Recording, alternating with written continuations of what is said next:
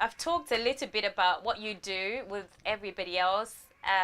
Would you like to tell us what you do so everybody Okay, else can know? so I am a solicitor by qualification. I specialize in immigration. I do a lot more corporate immigration, so I tend to assist organizations to secure sponsor licenses, which enable them to then recruit in 10, and then to maintain sponsor licenses, and basically, the whole process of recruiting from abroad. I also assist Yes. individuals. So, if an individual approaches me, I don't turn them away. I that way. I do a bit of asylum, not a whole lot, and then I do other stuff to do with anything in the whole spectrum of immigration law. So whether that's from the European Union, and so on. So yeah, anything to do with immigration, I do. I do bits of family law as well, bits of employment law, tend to be related to my work in immigration. So that's me in a nutshell. I also write fiction. Oh, that's amazing. I'm looking forward to hearing more about your fiction side. That's new to me. Yeah, can you hear me? I hope that I can't wait to hear more about that. we'll talk about that at some point. Yes, I can hear you. Audience that I thought would be really interested in some of the work that you do. And I know we probably share the same audience with the people that you have in TikTok. But I thought it would be better to have a longer platform and run through questions that people have been asking me that I didn't have answers to. And I thought maybe if you come along, you'd be able to help us. Oh, thank you. So I hope you're prepared. It's just going to be a fire through questions. Right. So I hope All you're right. ready. The first question. So these questions came from my viewers. The first question was, can you please explain about the red list countries and why some agencies are not recruiting from red list countries? Could you tell us, please, what these red list countries are and how it works and why some people are not allowed to be recruited by agencies? All right. So the red list is about countries where there has been a huge brain drain to the Western countries. So what the World Health Organization tried to do was to limit that brain drain by classifying countries. Okay. You've got and actively recruit from those countries. That's all it means. People can still apply in their capacities and in an employer in the United Kingdom, as long as they don't actively go out there and advertise and it says either physically or virtually. So if you do an advert, whether that's on Facebook or wherever, to say we are recruiting and targeting these specific countries, that's not allowed. Now, the sanctions are in that if you supply or if you do work with the government or the NHS or you have a domiciliary care agency, you may not be able to contracts in the future if you breach those conditions. So it's sort of got soft sanctions built into it. It doesn't lead to criminal prosecution or anything like that, but it's just a code of conduct, ethical behavior on the part of employers and recruitment agencies. That's what it's about. All right. Oh, thank you so much for providing clarity on that. Because when we first heard of this red list, we thought it's to do. Yeah, thank you for explaining that. So my second question is to do with police check. So this came from somebody who's watching us now. They're saying they live in Dubai, but they're originally from Zimbabwe. In order for them to get a skilled worker visa, to be specific, the healthcare visa, um, do they need to have police check from Zimbabwe and from Dubai? Yep. So with police, the rule is that you need a police check from any country where you have lived. That's the rule. So it depends how long they've been in Dubai. All You right. know, you could ask, but as long as they've done in excess of 12 months, then police clearance from that country. Zimbabwe automatically, because that's where police clearance from Zimbabwe as well. Okay, fantastic. Thank you for answering that. The next question is also related to police check. Um, so someone's in South Africa. They've been in South Africa for 10 years. That they're living there illegally. They want to apply to come to the UK. How do they go about obtaining a police check for both countries?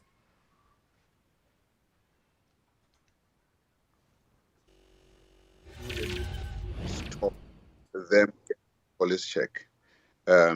Because I mean, when you go to a police station to secure one, they don't ask about immigration status really. So I've had clients that are living illegally in South Africa and been able to get without any issues. I don't know if you can hear me, Lisa. I can hear you. But yeah, so that's not Thank been you. an issue in the past. I am quite sure the lady who asked, or I'm not sure whether that's a who asked that question should be okay, going to secure one from. Okay. All right. Thank you so much for answering that. My next question is to do with a lady who's single. She's in Zimbabwe. She's applying for a health assistant visa. She separated from her husband. She's now living with a boyfriend and two kids.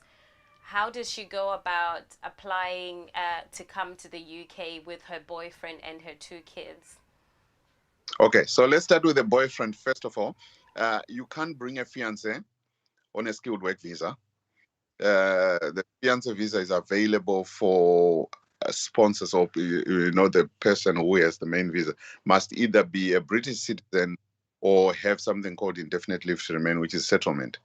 So those are the only two people that can bring in a fiance. So for our questioner, the solution is to get married to this boyfriend if she wants to bring him over. That's the solution. So yeah, that young man better put a ring wants to come to the United Kingdom. So that's the solution. Then about the children. Now, with children, there is something called sole responsibility. Now, there's the father of those children is somewhere. The question is he involved Mm-hmm. in the lives of the children? Is he involved in their upbringing? Now, what the rules say is that you can bring your children if you're a parent, if you can demonstrate either that the father died or mother has died, the other parent has died, or that you have something called sole responsibility. In other words, you have ultimate responsibility. You make all the key decisions for those children. Now, the way to do that by and there are usually three areas. The school, the education, the religious instruction, and the medical. On a healthcare visa. She wants to bring in her partner who's in Netherlands, but he's overstayed. How can they go about it? It shouldn't be an issue. I've often said to people, and I think wasn't there a question about an illegal immigrant? So it's sort of connected, really. Now, Similar. what the Yeah. immigration rules say is that if you are in a country where you are applying for from, and you're applying for a visa that's 6 months and less, so in other words, a visitor's visa, you have to be lawfully resident in that country. So we are talking of a visitor's visa. It requires lawful residence. Anything above 6 months is fine. You don't have to be lawfully resident. So we are talking including the skilled work visa, because that's above 6 months. You don't have to worry about the actual that you have in the country where you're applying from. So that includes people that have overstayed. That includes illegal immigrants or asylum seekers. As long as you're applying for a visa that's above 6 months, it should not be a problem. So that applies to the partner. Okay. All right. Thank you so much. My next question is generic, really. It's just about people who are now in the UK who came via senior healthcare visa. They want to know how they can bring their family. What process do they have to go through to apply for their family to join them in the UK? Okay, so yeah, I've been doing quite a bit of that work. It's really an application process, and the frustrating thing is that it's a separate application for each individual. So husband, child, never mind how many children you have, it's a separate application, and it's a separate fee, and it's £232 per each person applying. In terms of requirements, if it's a spouse, you need the marriage certificate. If it's children, you need their birth certificates. You then also need obviously their passports, and then you need a TB test certificate for each one. There's no need for an English language test, fortunately. I think a lot of people worry about that, and I've seen a lot of people come to me with a bunch of documents, including English language. The English language test, not necessary. All you need is to demonstrate the relationship, some the marriage certificate plus the TB test certificate, and that's it. Now, whilst I'm on that, I then have to on to partners who don't have marriage certificates, and that's where it becomes a bit tricky. Marriage certificate proves the relationship, and that's it. It's very simple, very straightforward.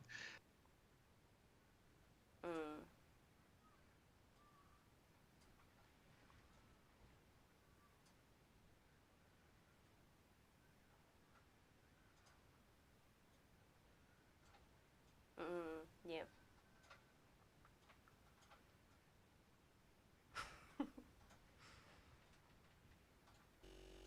You need to show that you've for more than 2 years. That's the qualification, more than 2 years, and you do that by documents. Now it's very easy from this country's point of view. If we are doing an application from here, all you do is produce bills, documents, letters showing that you live at the same address, and you just spread them over time. Now, with countries like Zimbabwe, from experience, a lot of people struggle to get documents because for some reason, utility bills are not easy to come by. But there's always a solution. Now, you can get supporting letters from the in-laws to confirm that aka visa rora. Now, if you did not, you have trouble. So, letter the in-laws, supporting letter from the pastor, supporting letter from friends. If you get about 5, 6, you will be okay. Now, remember, generally with the care work visa, the Home Office are on record to say they want to keep it very simple. It's not complex. Even the requirements are not exhaustive. It's very, very basic. If you compare that kind of application to an ordinary spouse application under a different sort of rules, you will see, because there is a lot more required English tests, this and that, and this and that. But for the care work, they've really tried to keep it very simple. So don't stress too much. As long as it's a genuine relationship, there's always a solution.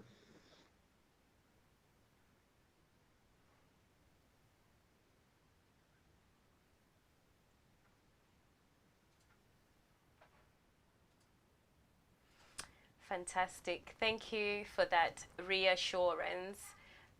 Just whilst we're talking about this, if anyone is actually watching this, are you able to assist Is a if cost, anyone needs help obviously. in making I'm these happy. I'm applications? sure you've seen on social media to share information and all this. I'm on TikTok, I'm on Facebook, I'm active in other platforms. But when you come through to me, then there is a formal process of engaging me as a solicitor and paying a certain fee. I have tried to be reasonable in my fees. I don't charge an arm and a leg.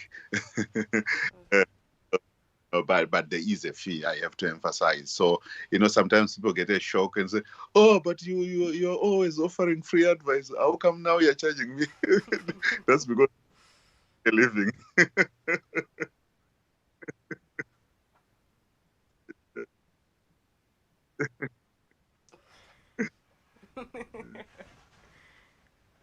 You do definitely, you do need to make a living, and rightly so. You should charge, absolutely.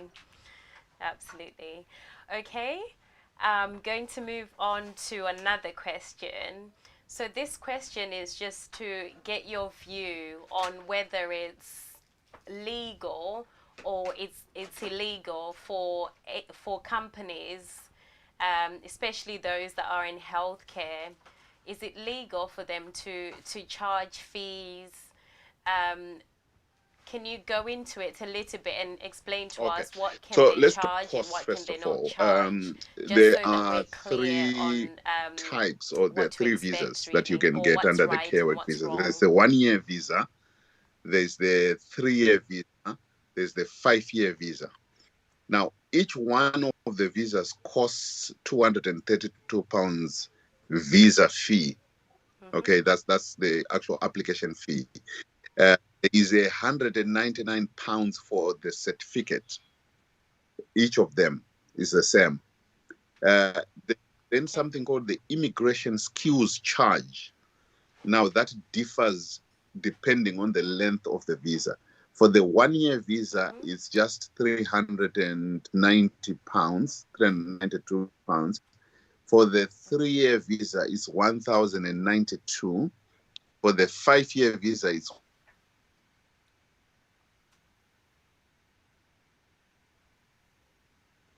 the immigration skills charge, particularly that's the responsibility of the employer. Okay, it cannot be passed on in terms of the others, the visa fee, the certificate fee, and all that. You can pass on. The applicant can pay for themselves, Okay. including flights, including even accommodation. You can ask them to pay. But the immigration skills charge, that is the responsibility of the employer. And employers are expected to demonstrate in an audit, if one is held, that they paid that. Now, having said that, Okay. for an employer to ask for an applicant to pay certain costs. Okay, and I'm actively involved in structuring how those expenses can be, requested for lawfully. So you can ask for an administrative fee. Absolutely nothing unlawful about that. Because remember that for an employer, they will spend time doing the certificate, even the interviews, and so on. So that costs time. So they can ask for an administrative fee. They can ask for a fee to cover training. They can ask for a fee Yeah. maybe for a phone or a car or accommodation. So this is why people will see maybe a bill of Mm-hmm. 3,000 or even 4,000. I've seen being requested by an employer. That is perfectly lawful to do. Now, I have to emphasize this, that employers, a lot of employers, a lot of my clients who are employers want to employ from abroad, but it's very expensive. And this is something that people have to be absolutely clear about. It's an expensive thing. We are not talking of huge organizations with pockets of money. We are talking of small family companies that also want to make a living, but that also want, in the majority of cases, want to do the right thing. So I think there has to be that understanding and a meeting somewhere to say, look, I want to go to the United Kingdom. You are coming here for an absolutely wonderful opportunity that will change your life completely. You have, I think, to have a mindset of, okay, this has to be an investment. I have to pay something. Obviously, there is a lot of profiteering going on in the market. I've seen ridiculous amounts of 7.5, 8.5 being asked for. And by the way, there are always people out there who are prepared to pay. Nigerians, Indians, they pay these amounts easily. It's obviously because our economy is in the toilet. It's very, very difficult. But this is the reality of it. You are competing against other nationalities who can easily come up with this kind of. So you have to make a decision. Do I want to go to the United Kingdom, or do I want to complain? And you can sit and complain all day long, and it won't help you a bit. Lisa, I don't know if you can still hear me. So I think all I say is, employers listening to me, please be Yes, I reasonable. can hear you. It is lawful for you to charge certain costs. Please go ahead, do that, but be reasonable. On the other hand, people in Zimbabwe that want to come, stop talking too much. If you can't afford it, that's as simple as, you're talking of charity organizations. These are companies that also want to make a Yes. living. But let's be reasonable, I think, is the message that I will say.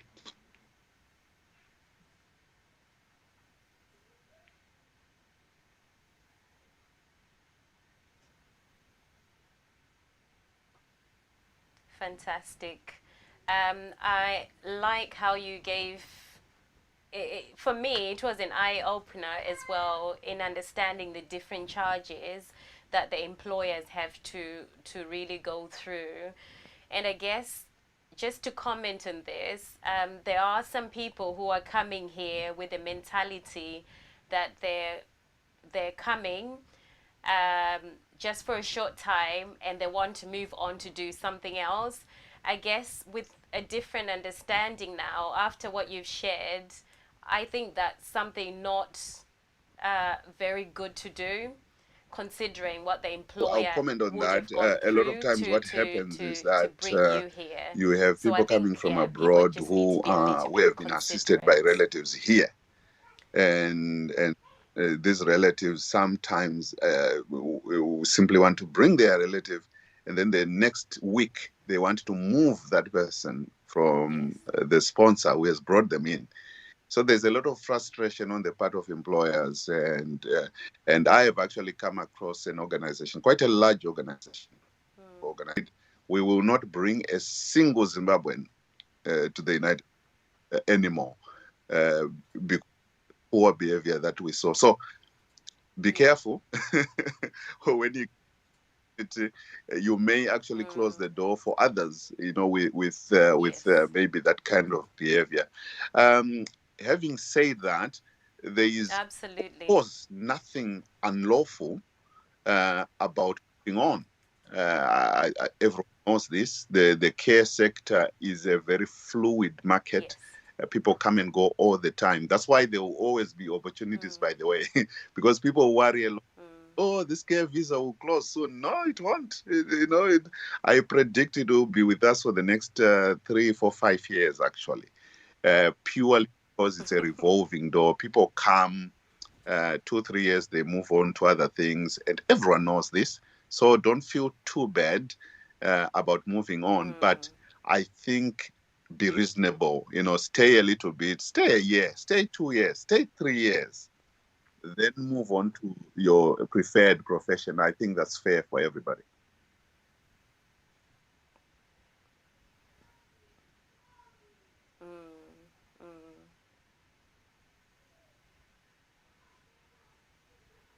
Absolutely. I agree. I agree. I guess something else to comment is, like you said, it's not unlawful for you to move on.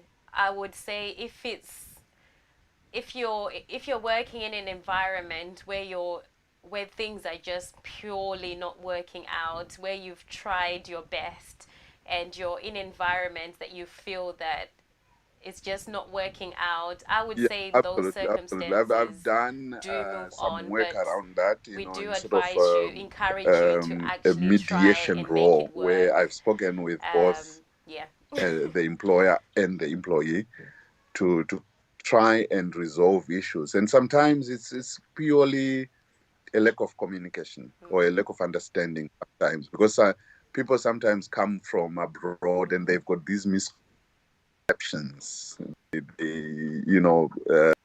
Think come and earn in a hat, in a hat, as we say.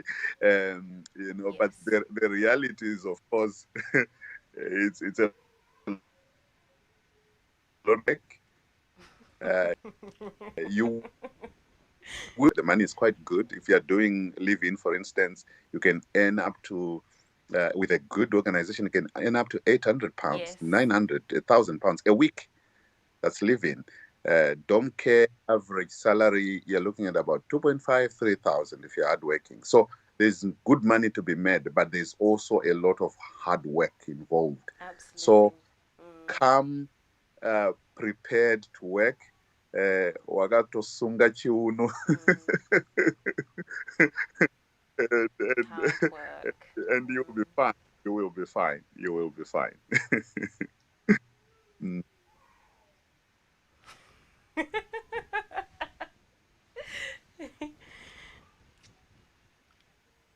Absolutely.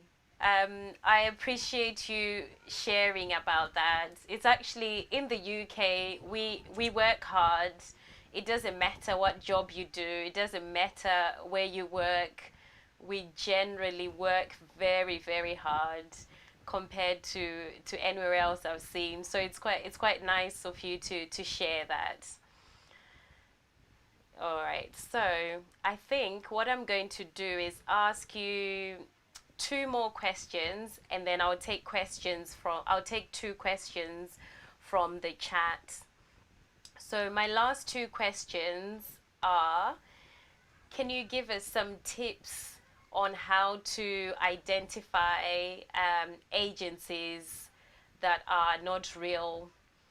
I know some people are paying a lot of money to companies that are not even registered in the UK.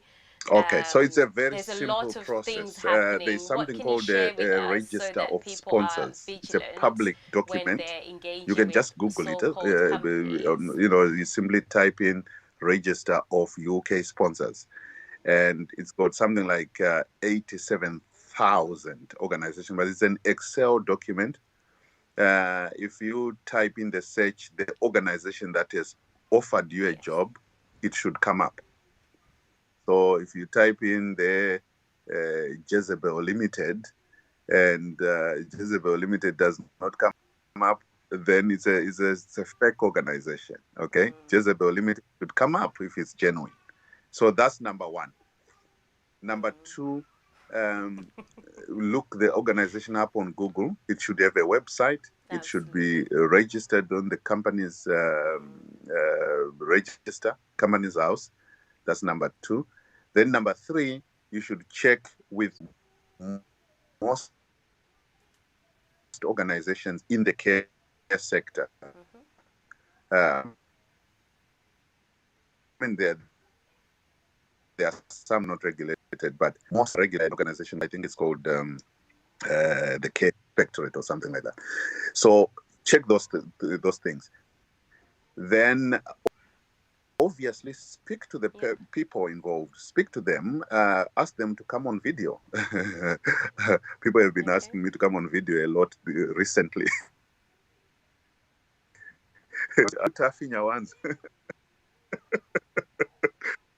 Because apparently there are other Taffi Nyawanza out there. So they want to see. So do that, get your money. And then lastly, what you might want to do is if you've got a relative or a friend who is already in the UK, ask them to go and check. If it's a genuine organization, they will be operating from somewhere, an office, and it's very good to physically check that these people are there, that they are not operating from a briefcase. And then it also helps to invest in a lawyer. I'm not marketing myself, but I can tell you, you would rather pay a lawyer £150 for maybe just that basic check, rather than put 3, 4, 5,000 pounds into a Nigerian prince outfit. if you excuse me using that common scam that operates, that we know about. So be careful. People have parted with money to scammers, and you just need to do some basic research. Pay a little bit someone, and then they can confirm that you're dealing with a genuine outfit. Proceed, pay your money, and get your certificate. And by the way, if you are in a country like South Africa, pay by credit card. Yeah, basic rule, because are scammed and they have paid by credit card, you get a full refund. I don't know if a lot of people know this. It's just some basic wisdom. If you pay through a credit card, even if you've got money in the bank, pay through a credit card, so that if it's a fraudulent organization at the end of the day, at the other side, then you will get a full refund from MasterCard. So those are my tips. Yes.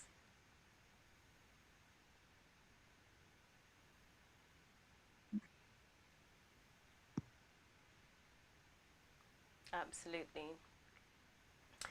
Thank you so much for sharing those. I wish we had this discussion much earlier, because I know a lot of people who've lost thousands and thousands of pounds because they didn't know what you've shared with us. Thank you so much.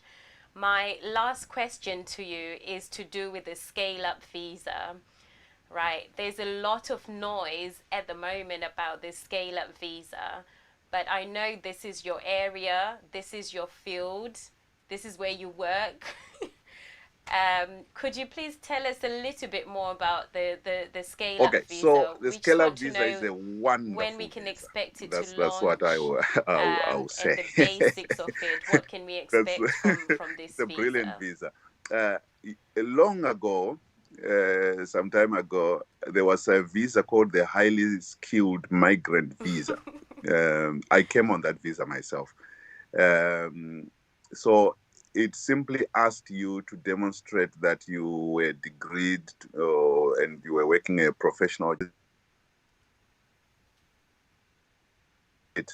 This is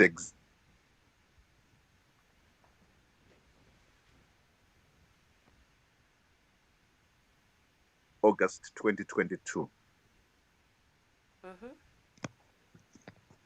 Ala? Right, I can't. All right. Sorry, I think I missed a little bit of what you said. Maybe 30 seconds of what you said. Do you mind to just repeat it? Yeah. I was saying that used to exist, called the highly skilled migrant visa, which was scrapped some 10 years ago. So they've just resurrected that visa. It's exactly the same thing. And it simply asks whether you were earning a certain salary in your country. And there are some calculations that you can do, conversions of currencies and so on. And if you earn in your country the equivalent of £33,000, then you are in. you are in. That's it. Of course, you need to do the English test. Now, there are two types under the scaled up visa. There's the sponsored and the Yes. unsponsored. And it's the unsponsored where there's a lot of excitement. You annum. And there is a formula that they. Are we struggling with the internet? I think we're struggling a little bit. Mm-hmm. I'm just going to check with everyone else. You were breaking there, not for long. I don't know if everyone can hear us clearly. Just The scale up visa okay. I think we're good has to go. sponsored category. So where Yes. an employer in the United Kingdom can hire you on a salary, a specified salary, that's fine. But where a lot of excitement is where is the second category where you don't need a sponsor. You can simply apply even though no one has offered you a job, even if there's no job offer in the United Kingdom. That's where this whole excitement you're seeing is about. Because remember, all the other visas, including the care visa, you need a sponsor, you need a job offer, you need a certificate of sponsorship. This one is introducing a visa where you can come in without a sponsor. Okay, and the salary is 33. You must have been earning 33,000, equivalent of 33,000 per annum in your country, and you must have done the English, the IELTS at 7. I think it's 7 score. Then you are in. So it's very straightforward. There's a lot of excitement. And yeah, your viewers should be very excited about this.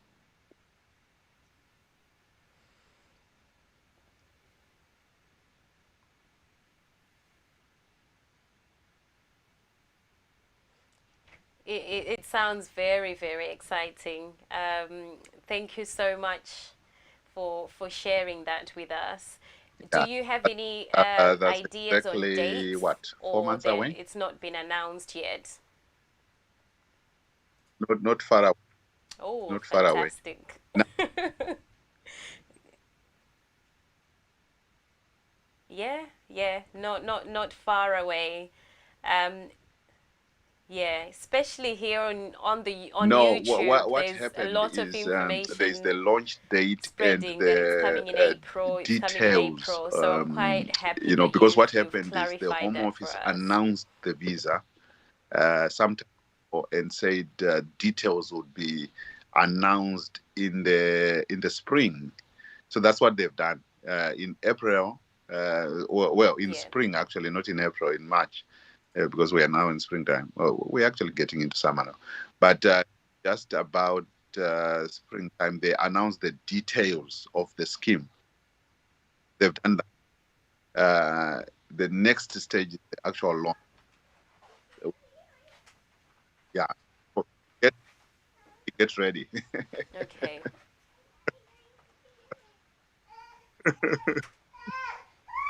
Okay. All right. We're ready for it. We're ready. Thank you so much. I'm conscious of time that I've kept you longer than I'd requested for. I'm just going to look through the comments really quickly and see if I can pick two questions. It's probably that there are loads of questions in the comment section. It's probably that some of them have been answered. So this is a quick one. I have 4 kids and a spouse. Is it possible to bring them? Some people are saying you're only allowed to bring 3 kids. So there's no limit, obviously. I mean, if you've got 10 children, you can bring 10 children. The only thing that I say is, and this is where a lot of parents Exciting. struggle, your children have to be under 18. Once they are over 18, you are struggling. It is possible to bring them or to apply and get a visa, but it's a struggle. You do have to do a lot more work to Okay. demonstrate why a child who's over 18 should join you. So yeah, they're under 18, straightforward.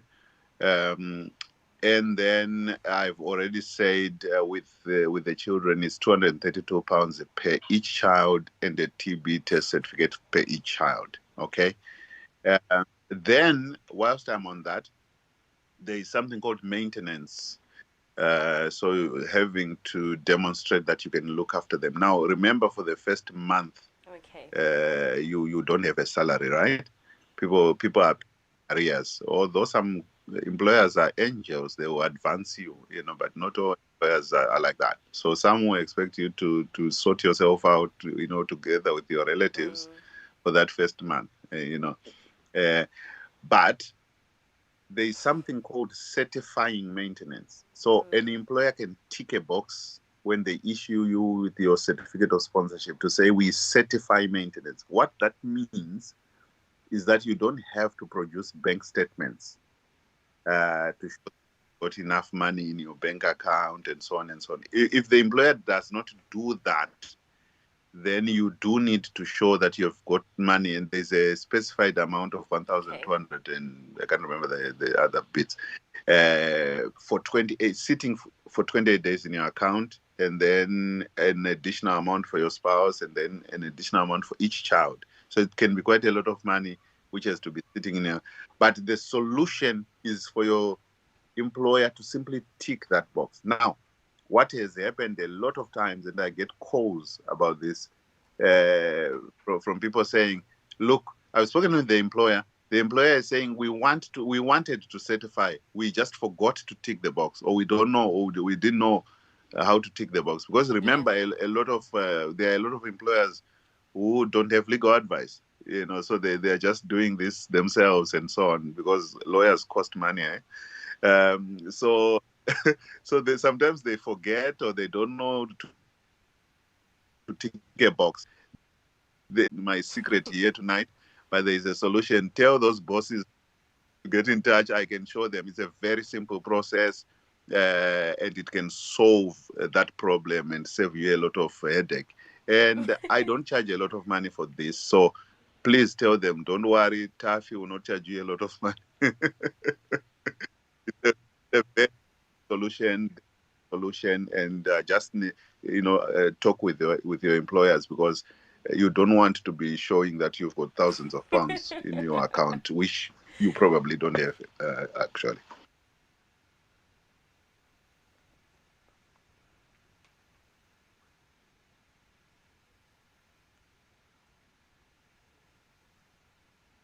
Absolutely. Let's Yes. do an extra 10 minutes. That's fine. Just looking through, there are loads of questions, but I'm conscious of our time. I'll just have a look at extra 10 minutes. Okay. Which one shall I pick? So there's Ah, one good question. from Good question. Fatoba. You As a won't believe the number of solicitor, can you emails I help me get get a and healthcare texts, assistant and job with sponsorship? exactly on that point. Can you get us a job? Can you get a now? I'm not a job agent. Um, Sometimes I have employers who are my clients who say to me, "Do you?"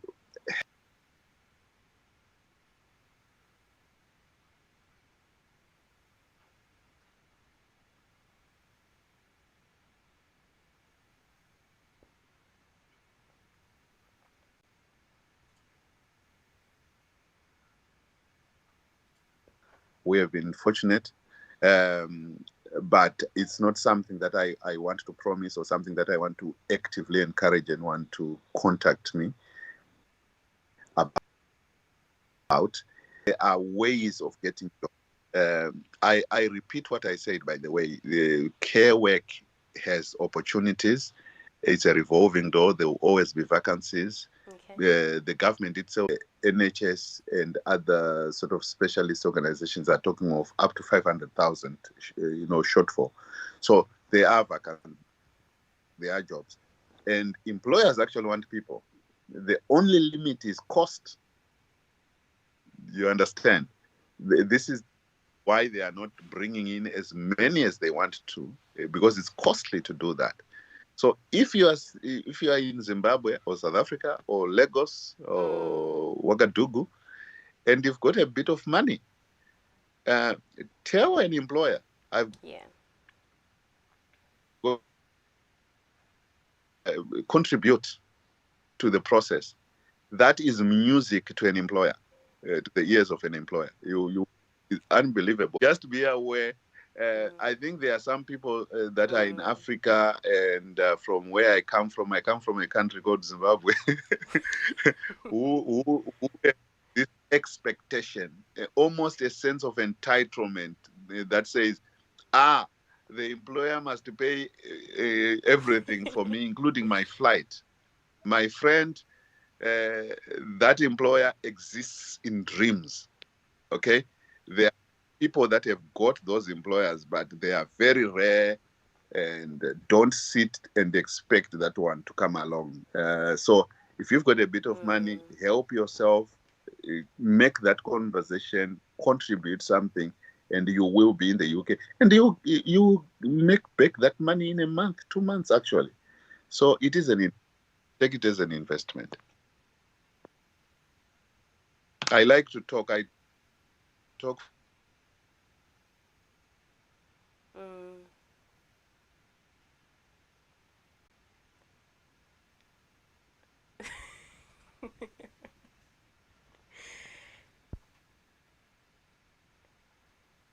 No. I'm okay for time. I can hear you, yes. I'm okay for time. I was more worried about you. Some of these questions I can answer them myself, and I've probably answered them in my videos. So there's one from Fatoba again. Do employers allow employees to continue with their education No, I in did not. Could college you repeat whilst the question? schooling?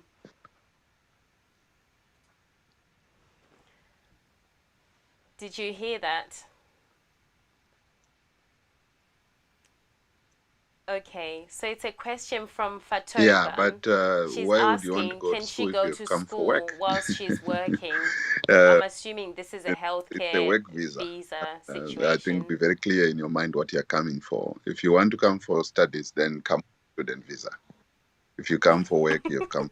You do get 20 hours in the week to do other things, but it's very specific what you can do with that additional 20 hours. You can only use it to do the work that you were granted a visa for. So you can actually work for another employer for 20 additional hours in the week. But yeah, you can't go for studies. Of course, no one can stop you from doing online courses and stuff like that. But you can't actually enroll on a course when you are on this visa.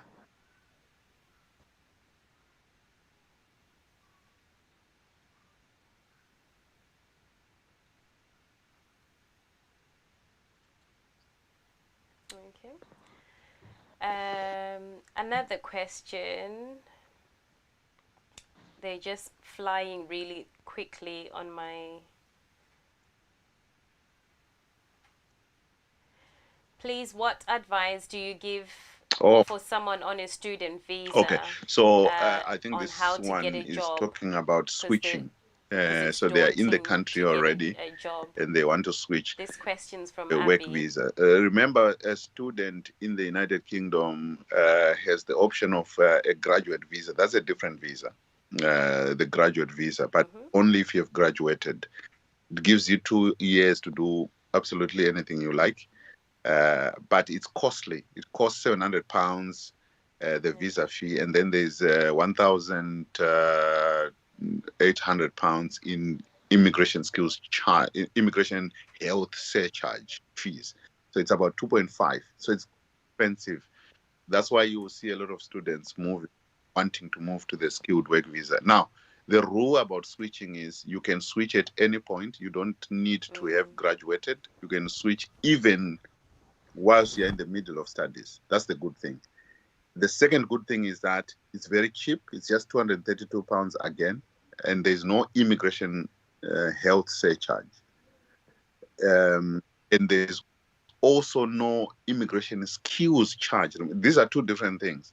Remember, I talked about the immigration skills charge, which I was saying is quite expensive for employers. For people switching to the care visa, it's exempt. You don't pay that.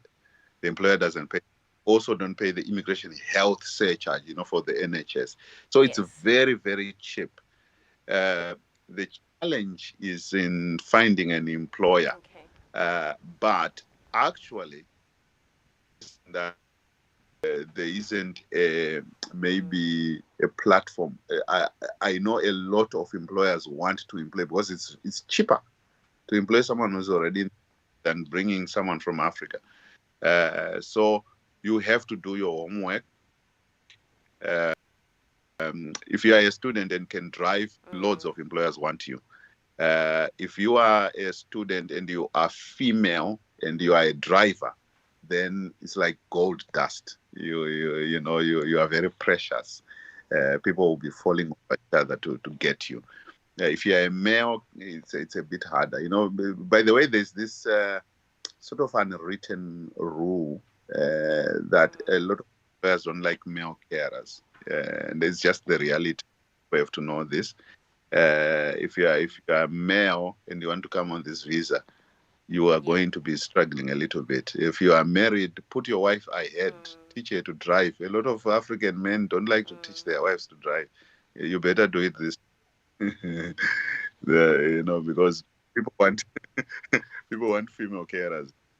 So that's just the reality of it.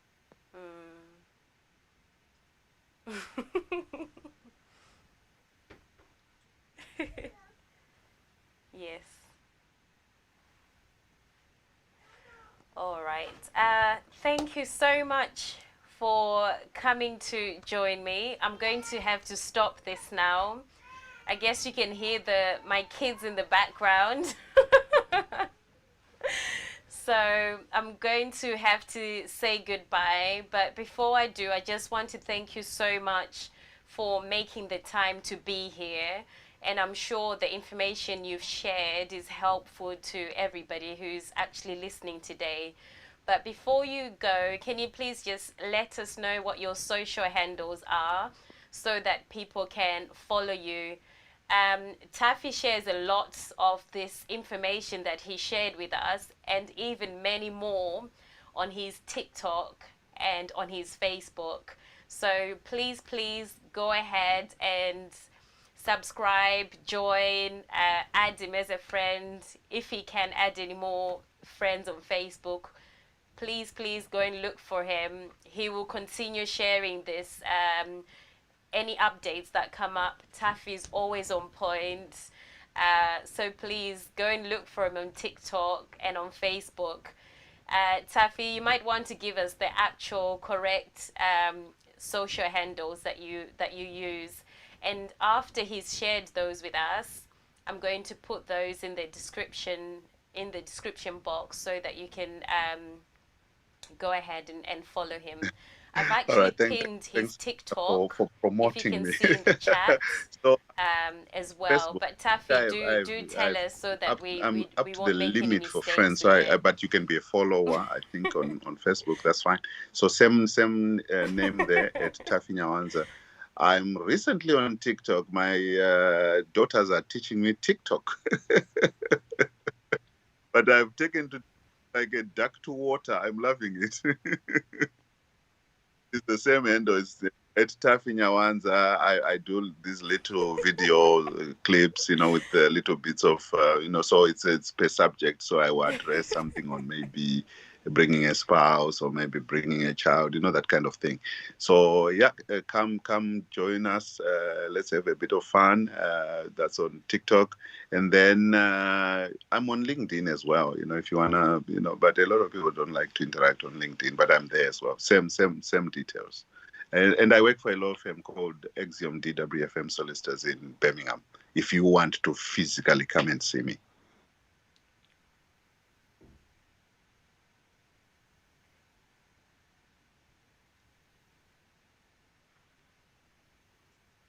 Yes, so it is Fantastic. Do you have any